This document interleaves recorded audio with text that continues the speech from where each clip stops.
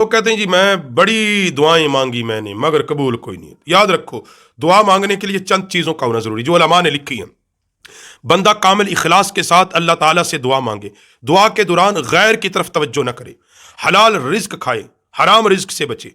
और दुआ जब मांगे इतने यकीन से मांगे कि मेरा अल्लाह मेरी दुआ को जरूर कबूल करेगा। पूरे अज़म के साथ, पूरे वसूख के साथ दुआ मांगे। अल्लाह ताला से नेक गुमान रखे। दुआ की कबूलियत में जल्दबाजी से काम ना ले, बल्कि अल्लाह ताला की हिकमत को मद्देनजर रखे।